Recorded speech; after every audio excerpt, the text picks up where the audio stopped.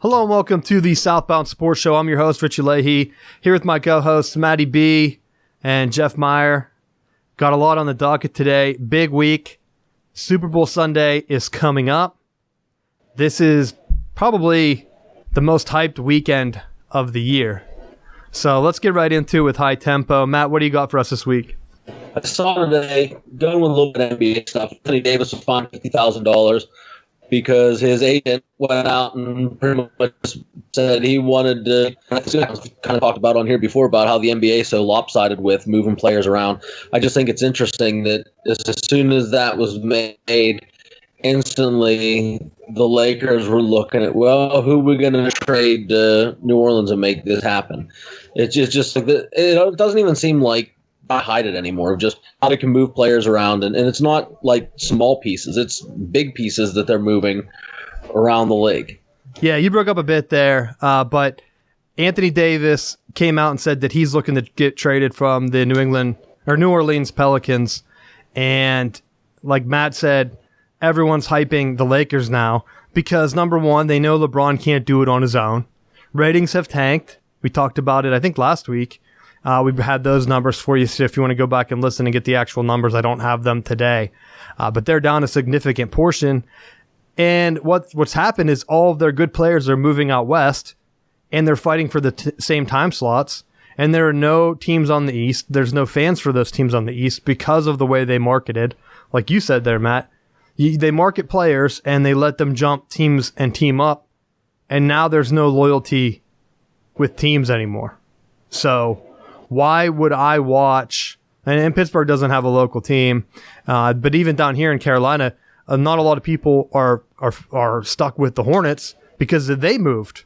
They are the Pelicans, so they moved once, then they came back as the Bobcats. It's very hard to build loyalty when, number one, you don't make the playoffs every year, and you're never competitive. You know, going into the year, the Hornets have no chance of winning the championship, let alone even getting to the finals. They're not going to win the East. No way. So definitely big thing. Anthony Davis, I don't even know if he's any good. And I don't follow basketball as close. But Matt, do you think he would even make an impact?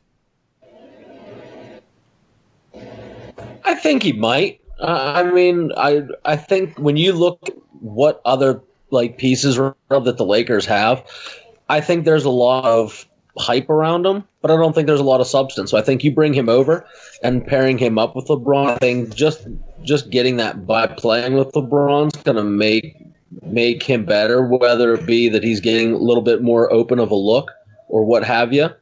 But I think it's that his stats will improve leaving New Orleans.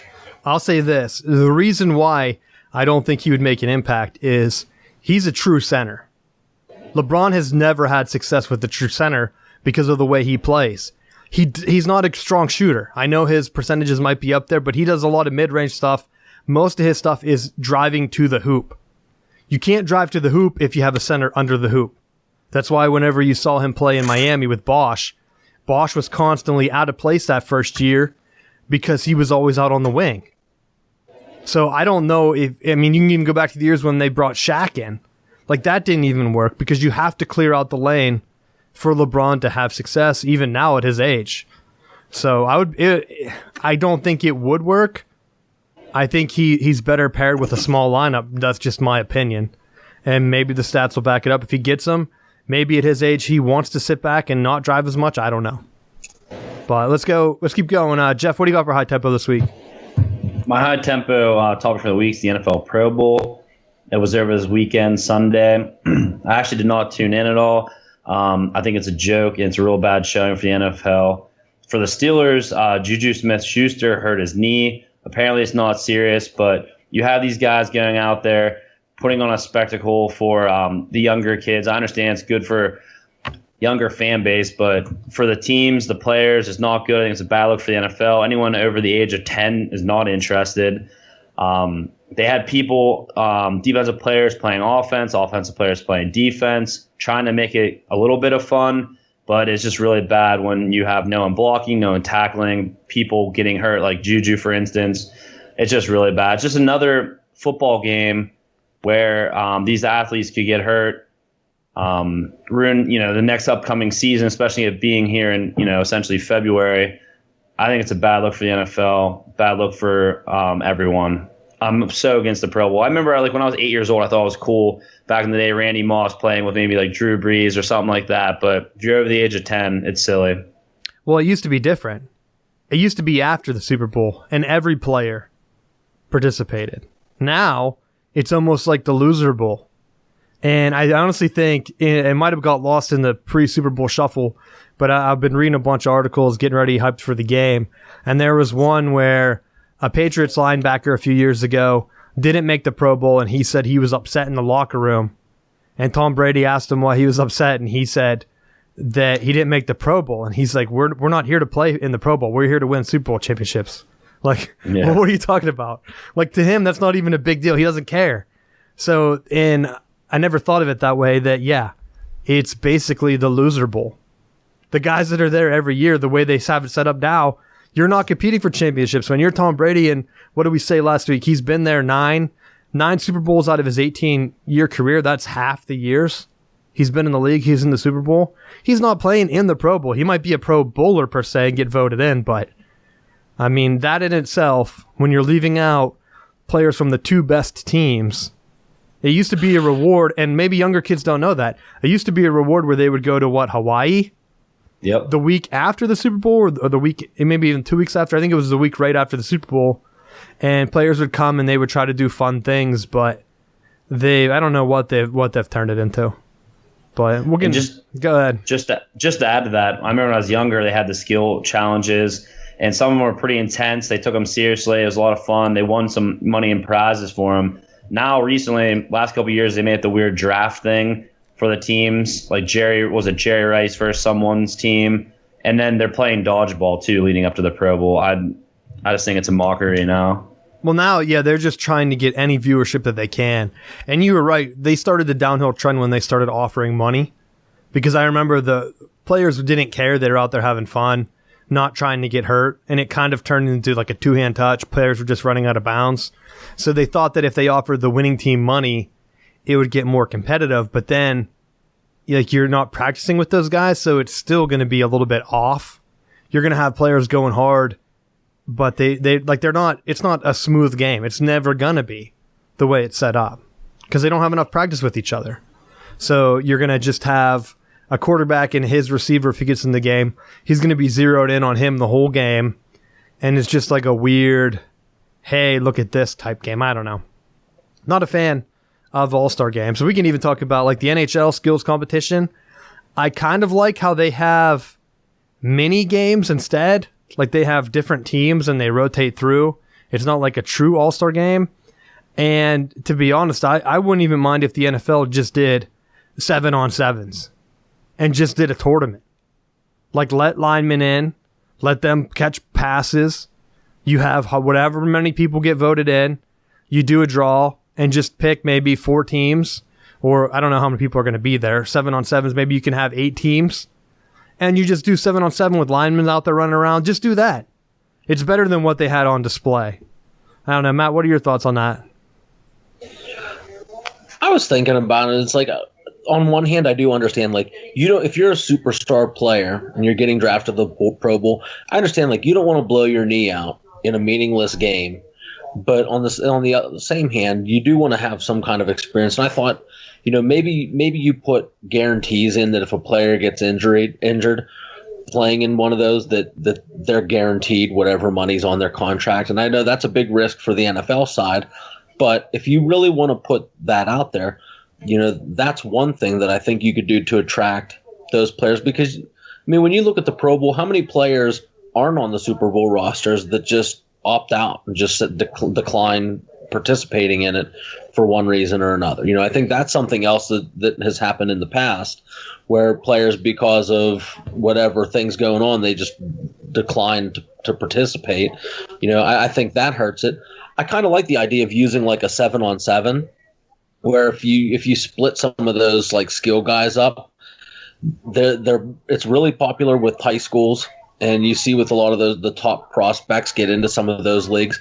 I'd like to see what that would look like in the NFL, where they kind of have a little bit of time that they can get in sync as far as running routes and stuff like that, just to see what that would look like best on best. Yeah, I mean, I would like to go that route too. And going back to your point about offering guaranteed money, I honestly think the way they would have to do that is if they guaranteed an extra pick too for the teams. Like, I don't think the team owners are concerned about paying the extra money. They're worried that it's going to go against the salary cap. So, like, you would have to have some other thing in there where, hey, if you're out and it's a career-ending injury, you're guaranteed the money off your salary, but it also doesn't count against the salary cap. And based on the money value, you'll get this draft pick. You'll get like an extra second round. You'll get an extra third round. Like, whatever the monetary value is. And it would become a mess, but I could see that happening. But at that point, just make it a 7-on-7. Let each quarterback, what quarterbacks do they have? Like 8 quarterbacks? Just let them pick guys and maybe even have some teams that don't have a quarterback or whatever, and just let them go. 7-on-7, each team has to play, or each guy has to play so many snaps, and do it like a tournament. I wouldn't be shocked if a 7-on-7 league popped up. And I know we're having extra leagues. We have the AAF, XFL. Leagues don't even get me started on that. Because 7-on-7 is going to pop up just like what was it? We talked about it a few shows ago, the Big Three, that 3-on-3 basketball league that's been going around. You get a few past stars, guys that are maybe out of the league, haven't been playing, college guys like the AFL, the AAF, they got Denard Robinson. They got a couple like great college players that maybe their style just doesn't pan out in the NFL. But imagine if there was another 7-on-7 league where those dynamic guys could go to. Like, what about, just think of all the dynamic players, like RG3 shows up there. Well, how many Heisman guys, quarterbacks, have been out of the league? What if Johnny Manziel would show up in a new 7-on-7 league? It's just bound to happen. It's bound to happen. But go ahead, Matt. What were you going to say? What didn't you want me to get you started on? The Alliance of American Football. So they hype it up that it's going to be this continued football. And I don't know if you saw any of the things that were coming out. They started messaging about their preseason scrimmages. They put no information out there. Like, what a joke. Here's this brand new football league that we don't want to show any footage of. Like, it's almost as bad as the Johnny Manziel free propaganda show. It was like they put together those couple exhibition games just to see if a team would be crazy enough to draft Manziel. I felt like if they did that for anyone else, they would it felt like they were doing that purposefully just to showcase him, because you never saw it on TV. There was no advertisements. There was no nothing. It's the same thing with this league. You're saying this is supposed to be the rival to the XFL, but you keep it under this secretive cloak. If you're going to be about it, talk about it. Get it out there. Get that, show some stuff to spark some interest. There's nothing right now to draw in additional viewers other than you got to wait until a week after the Super Bowl for this season to start to find out what it is. I feel like it's almost like an empty promise right now.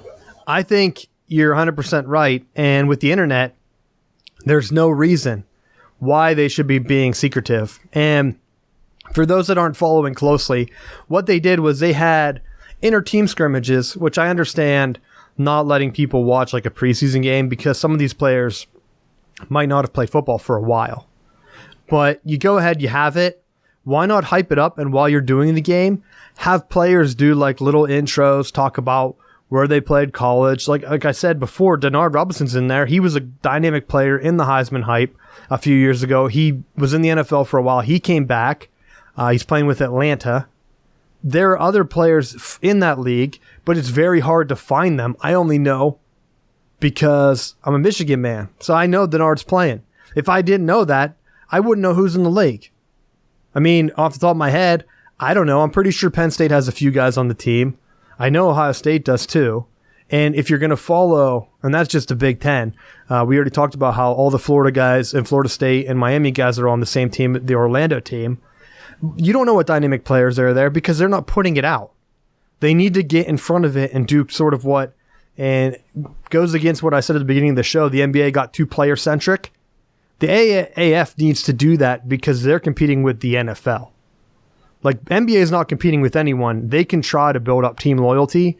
The AAF needs to build up players because that's what's going to get the fans to turn in. They're not going to come to see the highest level of football. They're going to know because they're going to say, hey, I remember that guy. Whatever happened to him? And I honestly think that's the kind of guys that the AAF should be trying to get. The Johnny Manziels, the other random guys that have been in the league, maybe won a Heisman. How many Heisman guys aren't in the NFL anymore? I would say a good bit. Get those guys, bring them back. Why not bring back some guys that are like pushed out of the league and half retired that still think they can play? Like, if they could lure a Jerry Rice or something, which would be outlandish and crazy, people would tune in to see that. T.O. Sign T.O. immediately. That's exactly what I would do. He's been talking about how he wants to play football, and he was up in Canada trying out. Sign him to a team. What is the difference? Get a guy that has name that will get people to tune in. But we'll see. We'll see what comes of it, Matt. Because I'm on your boat. Right now, they haven't been advertising it, and I guarantee what's going to happen is the first game's going to be on CBS. Not a lot of people are going to know about it. Ratings are going to be bad, and it's going to be like the XFL where it's going to be very hard to find games. But I did see that they started to put up streams or websites where you can go see streams. Like, I think they're going to stream all the other games on either YouTube or Facebook or Twitch. I'll find out, and I'll put it on our Twitter, so follow that at S-Bound Sports, and I'll possibly link to it from our Facebook page. So make sure you like that too. But we'll be getting into that after the Super Bowl. Next week's show, we'll kind of do a preview of the AAF and get into that. My big topic, because I've been cutting myself out of high tempo just to get the show rolling. The big one, we missed it last week, the Major League Baseball Hall of Fame class. But I saw it afterwards because it's football season. There was a ton of overtime games last week going into the show. And honestly, Major League Baseball gets buried in the news cycle. So I come out and I'm catching up on post-show notes, and I see the MLB class. And I'm thinking, I wonder what Barry Bonds got, because I know they didn't vote him in, even though he should have been the first 100% first ballot Hall of Famer. Turns out that was Mariano Rivera. And I just wanted to point out, I don't know why he's not scrutinized like these other guys were. Clemens and Bonds didn't get in. You have guys that were in the juicing era. Rivera's one of them. Rivera wrote a book, and I shared it with these guys after, like in the middle of the week last week after the show, because I was upset that I missed it. Kind of pissed at myself, but he wrote a book in the mid-90s. Rivera went up to the Yankees, didn't do good. They sent him down to AAA. I think he was injured. He miraculously adds 5 miles onto his fastball. You just don't do that. He attributed it in his book to God. He said that God gave him extra speed on his fastball. So let's be honest here. Did he take steroids? And we'll never know, but how is that not scrutinized by the Major League Baseball? You can't buy the book. I sent these guys a link, but if you go to Google Books and you search for the passage, I'll find it. I took a screenshot, and I'll share this on our social media. But you can't, I mean, the Major League Baseball writers are such hypocrites. It's frustrating to watch. Same with Edgar Martinez. How do we know that guy wasn't on steroids? The Seattle Mariners had a player on their team come out and said everybody in that locker room was on something. The same exact time Edgar Renteria was there. Or no, Martinez. Which guy got in? The DH. Martinez, right? Jeez, I don't even know. But definitely you shouldn't be putting DHs in ahead of Barry Bonds. Barry Bonds is the greatest player of all time. Put him in. I would like to get your guys' thoughts on that. Matt, we'll start with you. I don't know. I mean, my thoughts on it is it's always going to be a sham until they let Pete Rose in. And I know, being a St. Louis guy, that the Reds are like the big rival, but I think it's a sham that for someone like Pete Rose, that if they're not going to put him in for whatever reason, then I just don't think, because they're putting who was it? Harold Baines that got in. Like, don't tell me that he's more deserving than Pete Rose or Ty Cobb or Barry Bonds. Like, don't tell me that he's more deserving. Well, that's my thing with Edgar Martinez, and I found the quote here. Shane Monahan, played with the former Mariners. He was an outfielder. He said he admitted he used anabolic steroids and amphetamines while playing with the Mariners in 1998 and 1999. He believed that steroid use was widespread in the Mariners clubhouse and throughout baseball in the late 1990s, and that amphetamines were used by almost every Seattle player. So you can't say, hey, how do we know this guy who wasn't even good enough to play on the field? He was a DH. How do we know that he wasn't on this stuff? Most likely he was. Almost everybody was. It's just weird that they're picking and choosing. And that's what frustrates me the most. Because if you look at his stats, I found if you go to like baseballreference.com or whatever, him and Julio Franco have almost the same exact stat line. Like, I think Edgar was maybe like a couple points higher batting average or whatever. Because they both played for 100 years. You can play forever when you're just a DH. So, I mean, is that worthy? That's like being Sebastian Janikowski, where you're just kicking all day. And then they put him in as like the greatest player of all time because he ends up having the most points in the record book because he's played for 800 years. And then they just put a statue of him, whatever team he picks. It just doesn't make sense. Jeff, what are your thoughts on this? Why would you throw Janikowski out there? He is one of the greats. Yeah, but is the greatest football player of all time? Because that's what they're doing with Martinez. They're putting him... That's a big left-footed kicker. Yeah, but Martinez, they're putting him in as the best baseball player when he's just a DH. Kicker's almost the same exact. True? I mean, ask the Patriots about how important Vinatieri was. Hey, they're still here. Yeah, they're still. Yeah, but that's a specialty player. That's not one of the greatest baseball players. If you want to say he's one of the greatest DHs, one of the best pinch hitters, I'm fine with that. But not one of the best baseball players ever. I think Chicago Bears how important a kicker is. Yeah, but I don't know. I feel like I have a very controversial outlook on this. And in my opinion, it's changed multiple times over the years. But for the longest time with baseball, if everyone was doing it, just let them do it. Yeah, they were crushing home runs and stuff. But at the end of the day, Barry Bonds, in my opinion, will always be the greatest baseball player of all time, whether he took steroids or not. When he was a Pirate, he was still crushing balls, was phenomenal on the field. And that's the thing, like, steroids doesn't help your eye-hand coordination. It doesn't help your timing. The one thing it does help is your recovery. You're able to max out every single day in the gym. So, yeah, it's probably going to put a little distance on some of those home runs and stuff like that. But the pure baseball swing, just the eye-hand coordination, doesn't help with any of that. Yes, it helps in the weight room and recovery, but I don't know. It's a touchy subject. A lot of pure baseball people think that everyone who's on steroids was found guilty. They should be, expunged from the record book. I don't think so. Especially it was the testing. I don't know if you guys have watched that documentary. It was, I think, Icarus with the rushing doping scandal. Basically, they were saying that everyone at the Olympic level and professional level for like the last 20 years were on some sort of anabolic steroids or some kind of performance enhancing drug. So it's kind of tough when some people fly under the radar. I don't know. It's just, for a long time I thought, just let it be a free for all. Let anyone do what they want and just see what happens. Because it is a sport. It is for entertainment. And at the same time, that's not. You don't want young kids who are looking up to these great athletes on steroids and thinking it's okay to do it. So it's a touchy subject. Well, let's do a history lesson. No one cared about people juicing until we started losing to like the Russians in the Olympics. Then The United States started coming after them. Then the NFL didn't care until players started to have issues, like with the health. So then they thought, we better start doing this, which if you're looking back, those CTE issues line up exactly with steroids. How do we know that there's no correlation there? Because I would imagine a bunch of players in the 80s were on roids.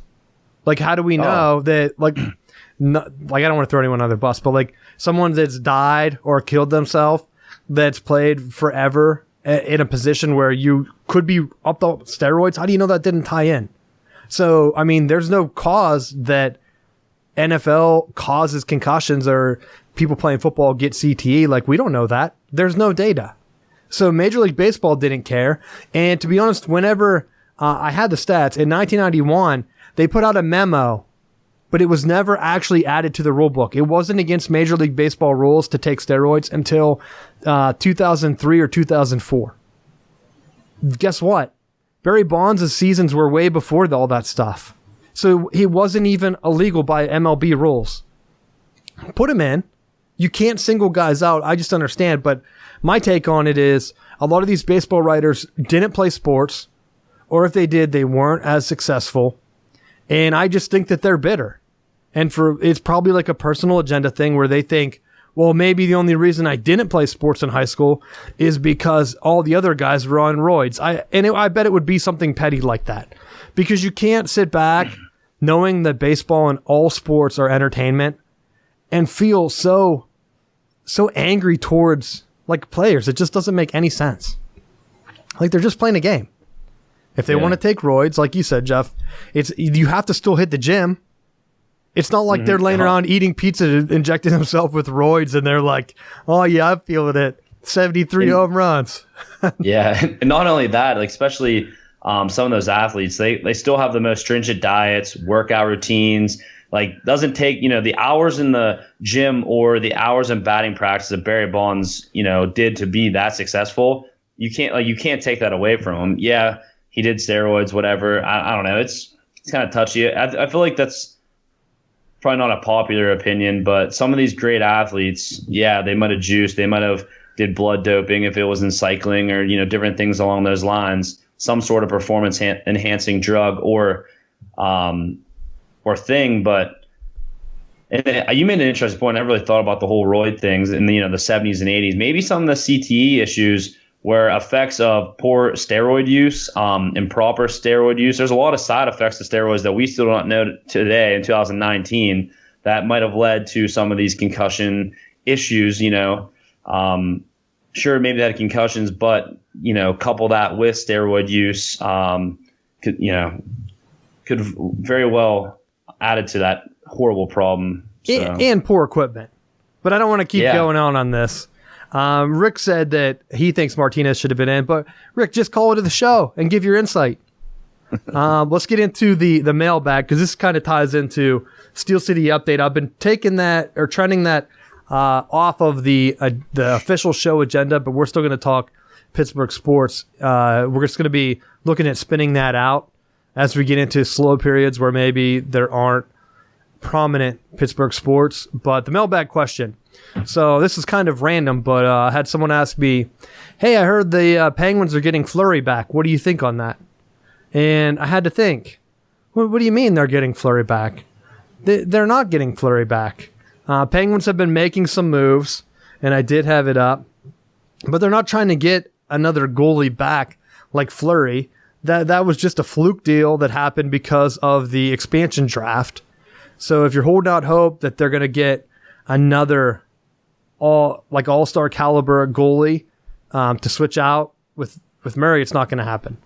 But they traded, and I'm going to butcher this name because this is what happens when you don't watch games with the sound on. You don't know how to say the names. But they traded defenseman Jamie Oleksiak back to the Stars. We loaned him. We didn't have him long enough to really want to learn his name. Well, that's why I was going to ask. I was like, close. Do you know the name? Basically, they traded him, last year for a 4th-round pick in 2019, and they just traded him back to the Stars for another 4th-round pick, 2019. It could have been the same exact loaner trade. They're trying to free up some cap space, hoping to get some guys back from injury and make a run. So that was the mailbag question. It ties into the Penguins moves. I think they're getting ready. I don't know if they're going to make some more trades before the deadline, which I don't even know when that date is exactly. But we'll see. Get ready. I just want them to settle on a rotation. They're in a very tough period right now. they had the All-Star game break, which you had the 3 games. Central beat the Pacific 10-4. Metropolitan beat the Central 10-5. And then the Metropolitan beat the Atlantic 7-4. So I guess the Metropolitan was the winners. I'm not sure if the NHL actually declares that or not. But we're going to be getting back into the main run here now leading up to the Stanley Cup. Once Super Bowl's over. So anything you want to add, Matt? No, I think you pretty much nailed it for now. Jeff, you got anything on the Penguins? No, I'm excited now the All-Star break's over, and with football winding down, I'll definitely be watching more. So it's going to be fun watching them till end of this year. Yeah, it's definitely our transition period for the show as we get ready. Super Bowl wrap up. Hopefully the AAF is something we can watch, but then it's going to be full hockey after next week's show. Let's get into the NFL stuff. I put it first before the Super Bowl, but it's pretty clear now that Tomlin has lost the locker room. They actually had a quote from him. And ESPN did a big story on Antonio Brown this week. And I don't know if it was ESPN or if it was like an AP News story, but it's made its rounds where they kept showing the Photoshop picture of him in a 49ers jersey. I think some of the front office people said that they would be highly surprised if he comes back. But they had some interesting player quotes, and this is one of them. It said, Tomlin essentially told the group, "We'll tolerate it now because of what he brings on the field. But the minute production stops, you don't overlook it." And this was the next Steeler that played with Brown for 3 seasons, and multiple players confirmed that story. And to me, at that point, I think it confirms what every fan knows. He lost the locker room. I don't care what the production is. You can't tell other players like, hey, we're going to put up with him racing down Pittsburgh streets 100 miles an hour. What was the one story that got brushed under the rug? Me and Jeff were talking at pre-show where he was down at his apartment or rental property in Florida throwing stuff off a balcony. That kind of got... Well, I know we've talked about it on the show, but a lot of news stations tried to bury it. And it's like, okay, you have all this off-the-field stuff. You're going to let him go because of his production? You lost a locker room. Could you imagine Belichick doing that? No, because he's too busy winning. So, Matt, you're a coach. What are your thoughts? You pretty much nailed it. It's when you allow individuals to run the show over the team and the culture that you're building. That's why you look at, like, when you have even outlandish personalities, like with Ocho Cinco. He was out of control in Cincinnati and was free to be creative and do whatever.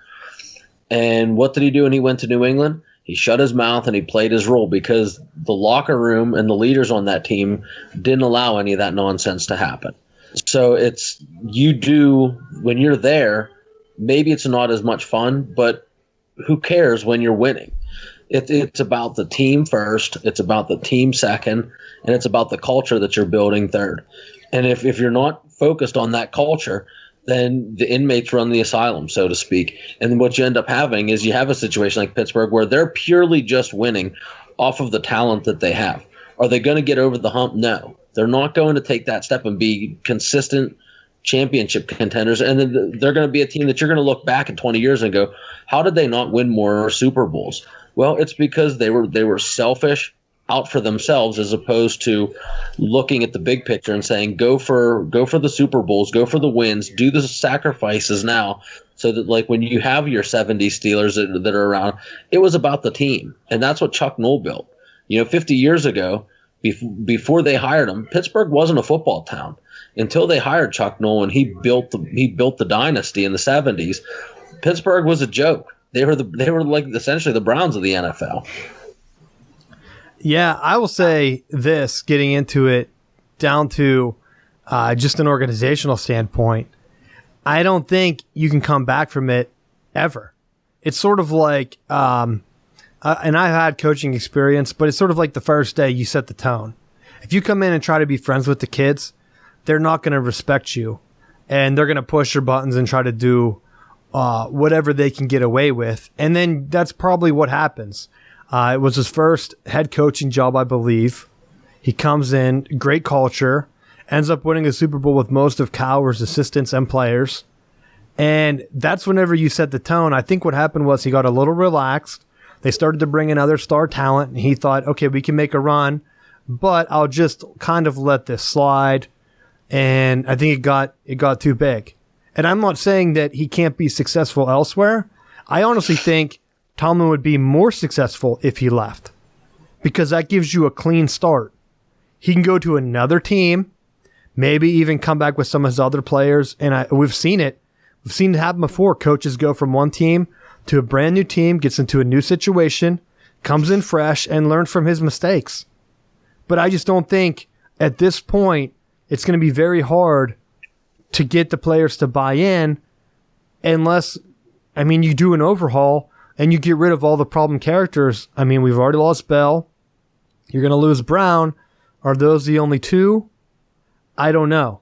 And that's up for the organization to decide. And then he has to put his foot forward and say, look, I've made some mistakes. We're team first, and just build around the team because they still have talent.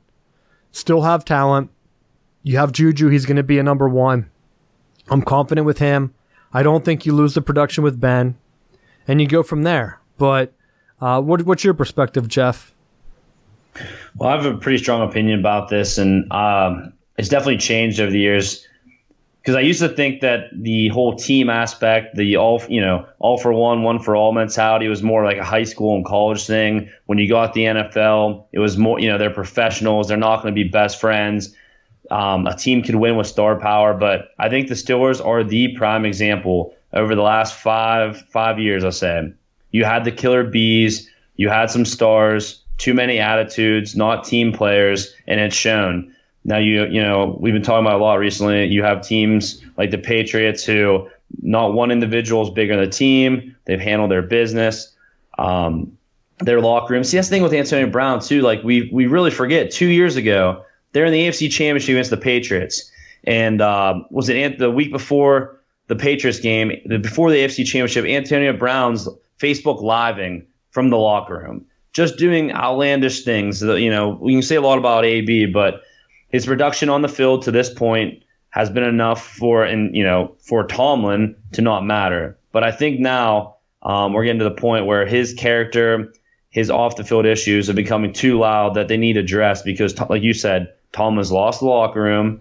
Whether it's high school, college, or NFL, the teams that win are a team.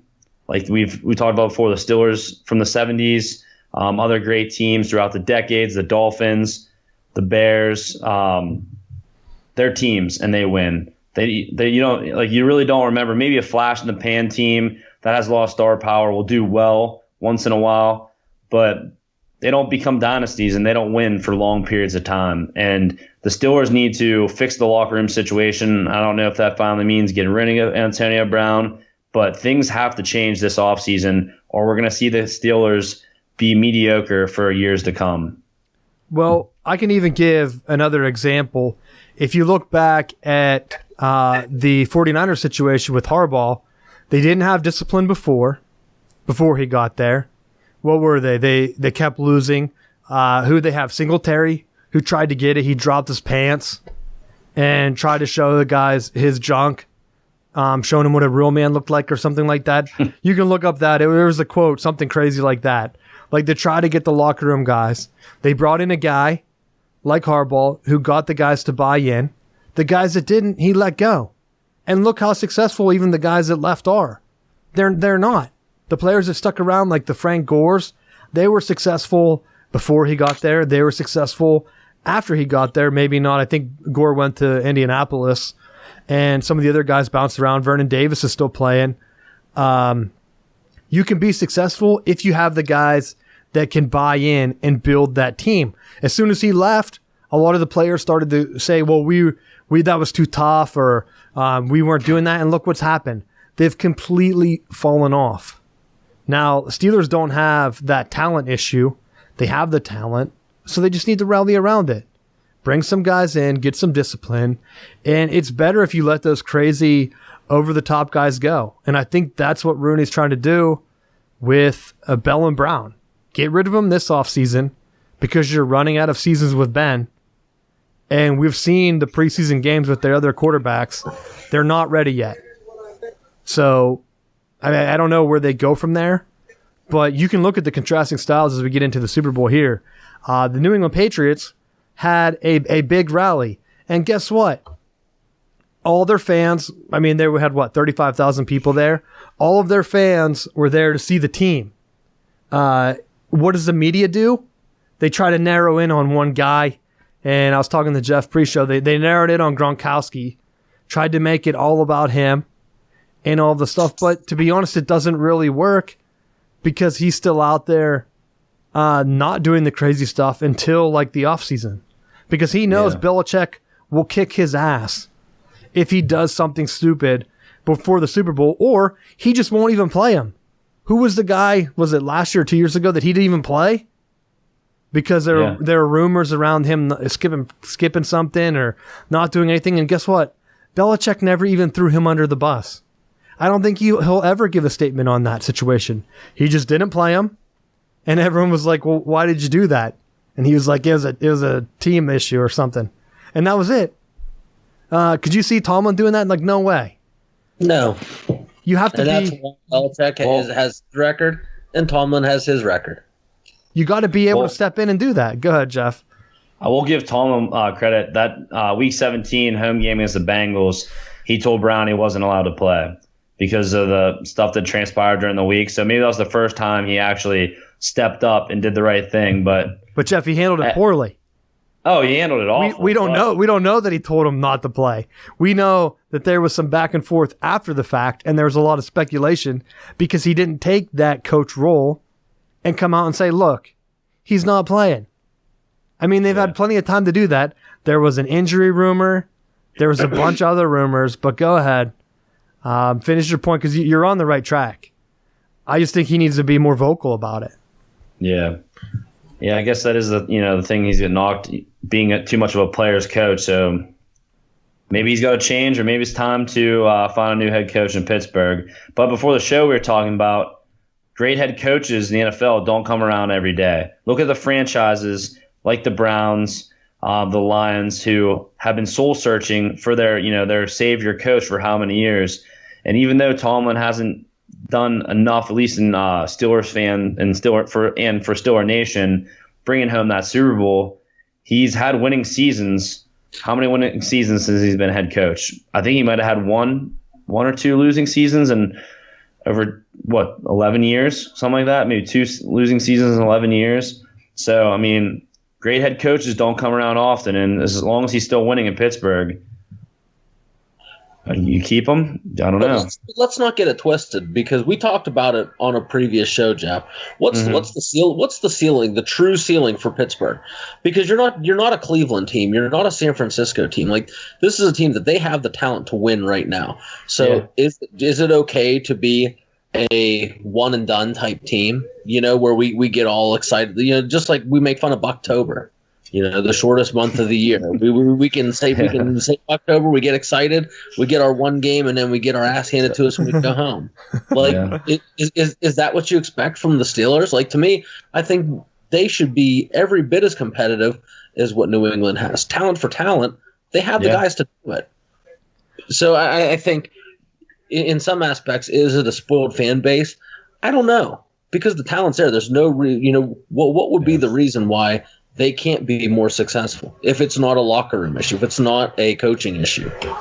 Oh, it's 100% that. I read the stats on Tom Brady. He's been to 9 Super Bowls. If the Steelers were any bit competent, they would have at least got 3 of those.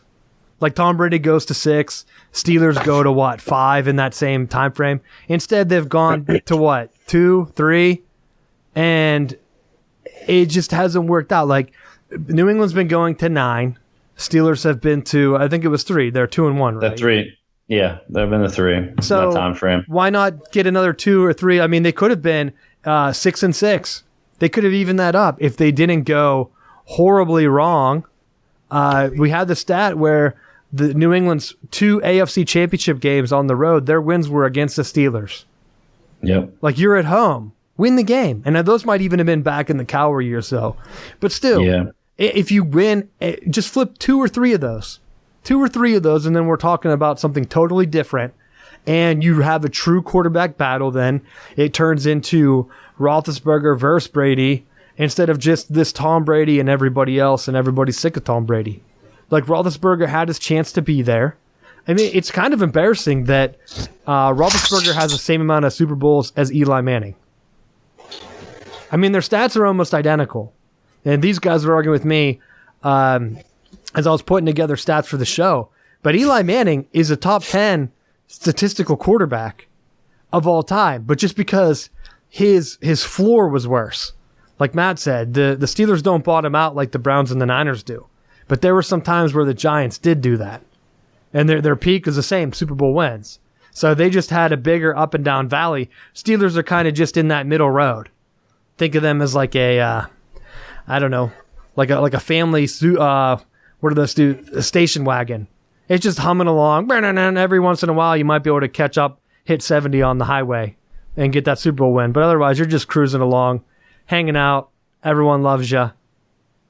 Maybe you're going. Giants are like a sports car. They're flying fast, running out of gas, bottoming out, hitting a curb. Their tire blows out. And then they still get a couple championships along the way. Same amount as the Steelers. That's the worst thing. I think that's what made me feel the worst looking at the stats of the Patriots' victories. So, I mean, they come out. Tom Brady does this big show. He gets really into it. And you can see his intensity. If you haven't watched it, look for the thing. He comes out and he starts chanting, "We're still here." Because he has the whole locker room believing that everyone hates them and that everyone thinks they're going to lose. And instead, they've been winning. And that's why I think, my prediction, Patriots win the Super Bowl. So let's go around, Matt. What's your prediction for this Sunday? I just want the Rams to win. That's not a prediction. If you're a gambling man, who would you bet on? If I was a game, I don't even know what the spread is. -3, Patriots. Oh, Patriots are the favorites. Yep. Damn, that goes against the Tom Brady chant. I thought they were underdogs. I would take the Rams. I think that I could be wrong. Marcus Joyner's going to get that ring. Add another Knoll that wins a Super Bowl. Hey, I did see a thing where Florida State had 2. It was put out by the ACC, so I only have the ACC numbers. But Florida State had 2 Pro Bowlers, same as Pitt. Pitt had 2. Miami had the most in the ACC with 3. Unfortunately, Matt. No Clemson? No, I was just going by the teams that we talked about on the show. Clemson, I think, had 2. I think everyone else had 2 or less. Clemson had 2. Boston College had 1. NC State had 1 or 2. Maybe UNC had 1. And that was probably about it. I might have missed a team or 2, but those were the big ones. But no prediction. If you're betting straight up, like ignore the money line, you're picking Rams? I would. I really like what McVay's doing offensively. As an offensive coach, I know Belichick has time to prepare for it. But I think with what the Rams have been able to pick up, and Wade Phillips isn't a slouch coach. He got Peyton Manning to win a Super Bowl in Denver. So if he can win with Peyton Manning as his quarterback, he can definitely get it done with Jared Goff. Well, shots fired. It's funny because that year it was true. He was rubber armed that year. He sucked. He sucked. His neck was fused, and that defense balled out. And you know what they did since he left? They're hiring Munchak back to run the offensive line, and they're trying to put holds on coaches to not leave. Well, they got killed the Super Bowl before, 2 Super Bowls before, the one that they were in previously against the Seahawks. So everyone thought they were going to get killed again. But you're right, they did pull it out. Jeff, what's your prediction? I'm going Rams. Going against Tom Brady. I'm gonna take the Rams in the spread, but if I had to take the money line, I would take the Rams too. I just don't see it happening. All in the Rams. The over/under currently is 57 points. That's a pretty high over/under for a Super Bowl. But I saw something where the Rams are averaging like 32 points a game, and the Patriots are averaging 27. So that holds true. You'd be taking the over. So. Although if the game goes to overtime, I'll take New England. Yeah. Well, they ain't losing in overtime. So hey, I'm telling you right now, the deciding factor in this game is going to come down to Todd Gurley and if that knee's healthy enough. Because if Gurley's healthy and they can run the ball, control the clock, and keep Brady off the field, they're going to win this Super Bowl. But if Gurley's not playing 100%, which I don't know how the status of his knee is, they might get ran out of town if they can't run the ball, though. Well, that was my last point, and I want to go around the horn on this one. Do you think that they just held Gurley out? Because there's some rumors that Gurley is healthy, and they asked the coach why he went with, who was it, C.J. Anderson? Yep. And he said it was a gut feeling that he would perform better, and that there's some rumors that Gurley's kind of pissed that he didn't get touches in the championship game. So let's go around. Matt, do you think that those rumors are true, or do you think Gurley's actually hurt? I don't know. I mean, I think it depends on what the Rams' culture is going to be. If McVay truly is the over-the-top players coach, then I would have to say that probably isn't true. But if they're trying to establish, that winning mindset, and they know, hey, we have enough that if we find ourselves in a bind, we can always go back to Gurley. And they never really had to go to switch back to him. Then I think it's hats off, and it's great gamesmanship for the Rams trying to keep one of your best players healthy, knowing that you're going to need him for the Super Bowl. All right, Jeff, what do you think? Hurt or not? I think Gurley's fine. If you look at the timeline, he had enough time to be healthy. Now, every individual, every player sometimes recovers from injuries differently, but he had enough time. I think the biggest factor was when C.J. Anderson came out against the Cowboys. Sean McVay's realized he has the ace in the hole with Todd Gurley. So when C.J. Anderson played so well against the Cowboys, he's like, we have enough on offense, and our defense is going to play well enough against the Saints. Let's get through this game. We have 2 weeks to practice with Gurley, make sure he's 100% for the Super Bowl. I think they were sandbagging a little bit there with Todd Gurley in the NFC Championship. So I believe Gurley is going to be healthy, and he's going to take the workload in the Super Bowl. And if he can carry the rock enough and then have some reduction out of the backfield, I think it's going to be enough with Woods. Actually, it's kind of funny. I was thinking about this. I wanted to bring this up tonight. This offense for the Super Bowl is reminding me kind of a rematch of the 2001 Super Bowl with the Rams and the Patriots. It's if you compare the offenses, it's a lot like the greatest show on turf. If Gurley can play well, catch pass out of the backfield, very Marshall Falk-like, or Marshall Falk-like, Goff is going to do enough like Kurt Warner. Isaac Bruce is kind of your Woods comparison, and Torrey Holt is your Brandon Cooks comparison. I think they got enough to win this time, unlike the last time the Rams played the Patriots. Jeff, that might be the craziest thing I've ever heard. Good. You're good. It's Tom Brady. Hey, 32 points a game, baby. Yeah, but you're comparing all Hall of Famers to a young rookie quarterback, basically, in Goff. And I said they're slight comparison. I didn't say they're exactly. They had how many Hall of Fame receivers on that team? Bruce should be Hall of Fame. Bruce is a Hall of Famer, and Torrey Holt are both Hall of Famers, I believe, at the moment. I don't know. Did they get in yet? I don't know how the votes work. I think they're both in. Did Falk get in? Marshall Falk? Yes. He works for NFL Network. Of course he's in. If you work for NFL Network, it's a lock. If only baseball was that way, Alex Rodriguez would be in. I saw him crying about the Barry Bonds situation. He was saying that if Barry Bonds gets in, it'll be easier for him to get in. But going back to football, running the Marlins into the ground would help them too. I'm wrong here. It says that Torrey Holt and Isaac Bruce were named 2019 semifinalists for the Hall of Fame. So they're not in yet? Nope, neither are. Do they get voted back in? I don't know how the votes work. Or if they're in, they're out.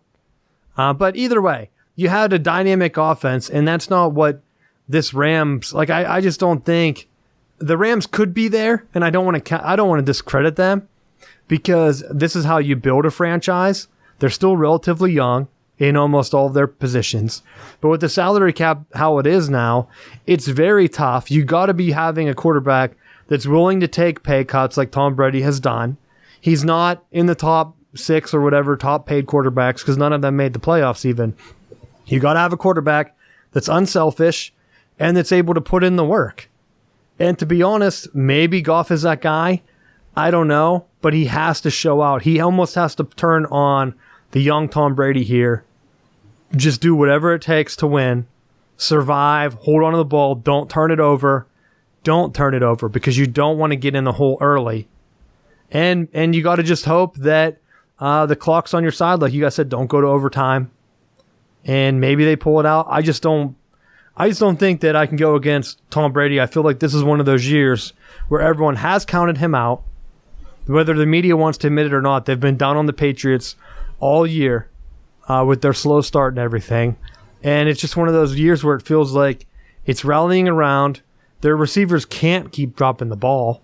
I mean, how many balls did they drop in that Chiefs game? If they make the catches, I think New England just runs away with it. Wins by like 7 or 14 or something. That's running away with it in the Super Bowl. I don't think it'll be a complete blowout, but we'll see. That's my prediction. Anything else you guys want to talk about before we get into a little bit of college football here and end the show? All right, cool. Yeah. Big one for college football, and I wanted to bring this in before we have signing day. I believe it's up on Wednesday. Tuesday or Wednesday. After the Super Bowl. And it's interesting because right now they have the pre-signing day in December. So a lot of players are already signed. But they added a new wrinkle now. The college football transfer portal. So if you're a young player, and I think older ones still have to sit out a year, but I think if you're in the transfer portal, you might not have to sit out a year. I don't know what they actually ruled on that. But if you're disgruntled, you can go ahead and transfer teams. And the big one, since I'm the Big Ten guy here, Penn State had, I think, 10 or 11 guys in the transfer portal. Outrageous. I think 3 or 4 4-star players. And then I think the rest might have been 3-star. So I don't know if they were getting forced out. I would imagine if you're losing 4-star players at that clip, it's not a good sign. I mean, you had the initial signing period. They signed under. I want to say they were at 21. I could be wrong. Most teams signed 25. So you have Penn State coming under. They're also losing potentially 10 or 11 guys. How are they going to fill those numbers come signing day? Because a lot of the top talents are already signed. This is what you're going to have to watch now. Coaches have to watch players transfer around, which has been happening. Michigan had a lineman transfer to Pitt. I think he was a 3-star guy out of Ohio. Ulizio, I think he started, I don't know if he was a guard or a tackle, but he played some in 2017. I know that for a fact. So you have guys that are moving around sort of just to get playing time. But my worry is for a team like Penn State, you're so close. Ryan Day hasn't been lighting it up at Ohio State. There's still some weird Urban Meyer stuff going on there. Now is your chance to take that next step. I'm a little fearful going into this offseason that James Franklin has double-digit guys in the transfer portal, and he's not filling it up with and it's probably a kind of a slam, but a Harbaugh-sized class, because Harbaugh has like 27, could sign up to 30 guys. If you're losing guys because you're pushing them out due to playing time, you have to fill it up. So this signing day is very, very important going forward for Penn State and the Big Ten as a whole, because the Big Ten can't afford Penn State to fall off again. It looks much better when you have 3 teams, Ohio State, Michigan, Penn State in the East, that are perennial top 10 teams, to go with a rotating team from the West and possibly Michigan State up there as well. It's easier to keep your high rankings if you're beating each other up compared to if Penn State goes back to where they were around the sanctions time. So I'd like to get your guys' thoughts. We'll start with you this time, Jeff. Transfer portal. Hey, as you played at Pitt, what do you think of that? Do you think that's a good idea?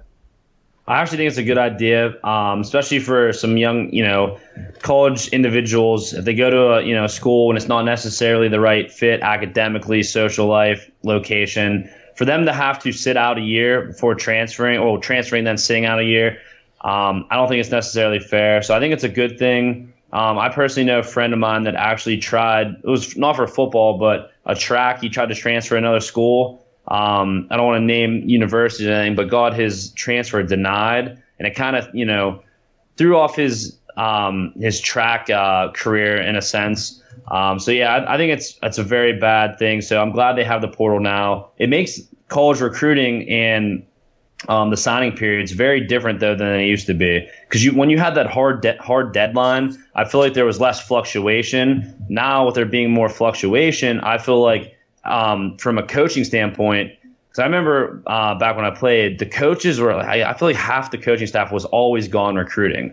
Now that time period is even longer. So some of those guys, they're probably gone months at a time, going and recruiting, filling the necessary voids that come with this transition period and stuff. So it's definitely harder for college recruiting, harder for the coaches, but I think it's a good thing for the players. So I think that's the major win is for the players.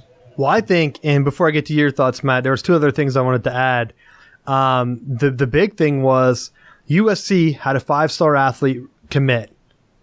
Enroll early because he committed to Cliff Kingsbury. Kingsbury goes to the NFL. He enters the transfer portal, and I don't know if it went through yet, but he is in the process of now transferring to Texas. So you have guys that haven't even enrolled yet because of that signing period. And if you don't have to sit out a year, and I don't know if they do, because the NCAA was kind of unclear on that when I was doing research, it's a big deal.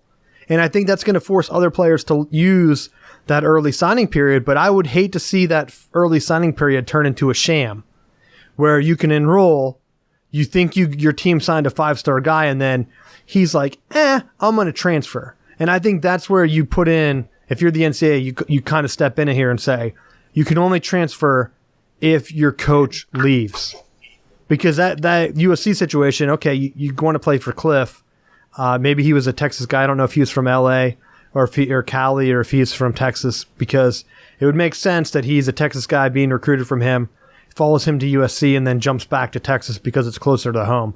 I don't know if that was a situation or not, but I think that's how it should play out. The NCAA never does things that make sense, so I doubt that it's something like that. But that was my one big thing. And then another thing, you have teams like Virginia Tech. Virginia Tech and the ACC, they actually put out a statement because they had so many players in the transfer portal. And I think one or two of them transferred to Maryland already. So you're going to have players that maybe jump because of a coach.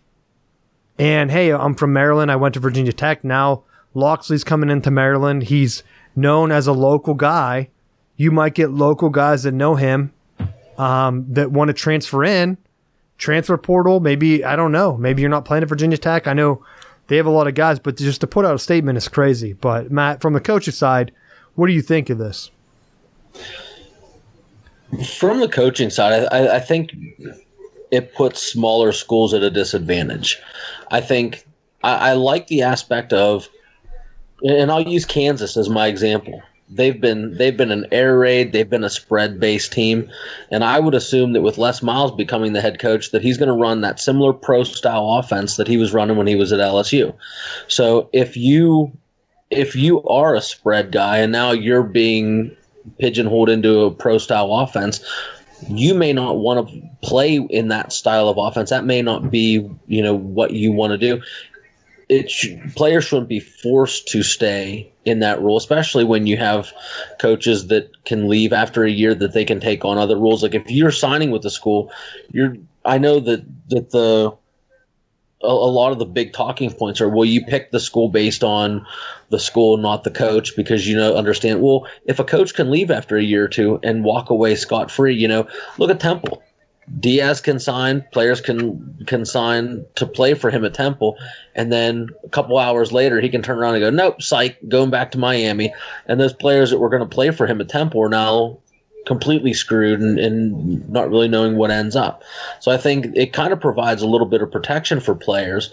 But on the other hand, I think for the bigger schools, I think that it can be an easier draw for those schools now, because if knowing that I can see where the other schools are, and if I have a chance to transfer, get in the portal and jump to a bigger school, I think not many people are going to leave a Power 5 school and jump down to like a Marshall or an East Carolina. They may go from those schools and transfer out to an Alabama or a Florida State or a Michigan, knowing that if they have playing time available, like right now, any player that's an offensive lineman, if you have any kind of quality standing, Florida State's going to take you right now. And I think they picked up a transfer from Northern Illinois, and so I'm not gonna condone it because they're one of the programs right now that is in dire need of picking those up. But the one thing that I will say is that when you're looking at this stuff, I want to see how they re-examine the final tallies, because they put so much emphasis on, well, this school has had so many top 10, top 5 recruiting classes. Well, if you had a top 5 recruiting class and 3/4 of them either failed out or transferred out, how good was that class really? I want to know, what was the attrition rate? How many of those players did you sign and then got to graduation and were still on the team? Were you able to get those kids through 4 years of school? And I think that stuff matters more than, oh, you signed the number 2 recruiting class or the number 1 recruiting class in the country, and then 3/4 of them failed out and never played it down. Well, that's why I like the new 24/7 composite that they do, the on-roster talent that they do, because they take everybody that's on the team, their recruiting status, and put them in the database. And like I've said, if you go back, you need a top 10 team to win the national championship. You don't have to be number 1 like a lot of recruiting services say, because Clemson has been hovering around 7, 8, and 9 on their national championship years. I think that one year they were even 10th, and still top 10 level, but it's not like Clemson's number 1 winning these national championships. They're there because they're able to get guys like Hunter Renfrow to stick around for 100 years. So you got to get guys that can fill in the role and play that depth role. Like Matt said, you can't have guys transfer in every year. And I don't know. That's why I like to use those as a comparison. Cool, the signing day stuff is great, but I know attrition's a thing. So if you go back through and I'm looking at Michigan's overall and I'm seeing like, okay, yeah, great, that was like a number 5 class or that was a number 6 class. And then I look through those names and I see, well, only like 3 of these guys contribute. Does that class really matter? No. So I always look at that.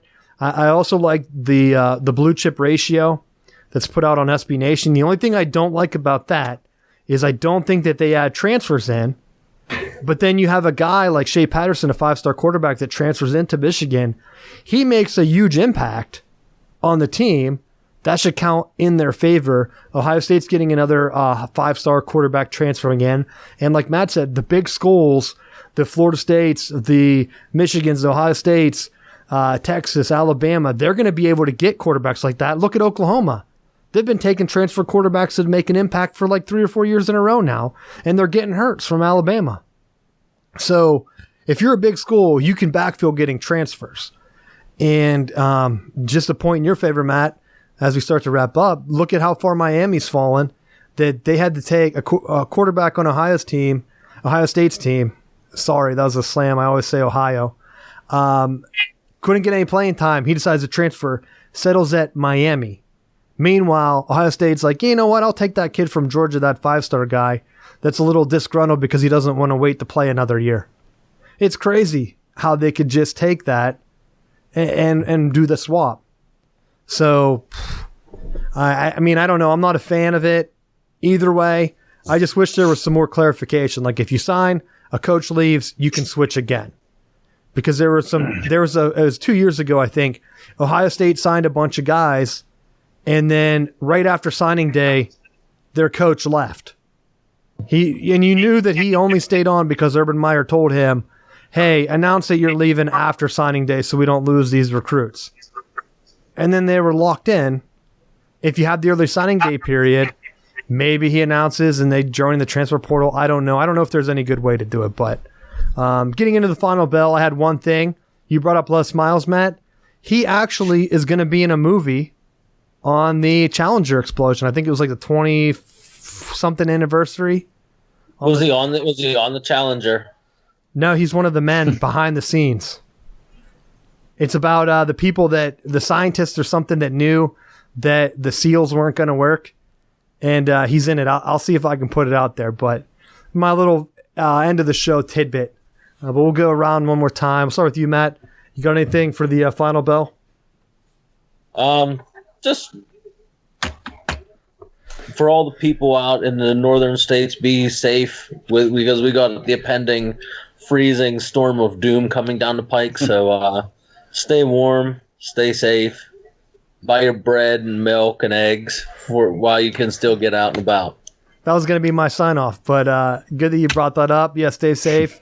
Jeff, you got anything for final bell? Just one final thing with the whole transfer portal thing.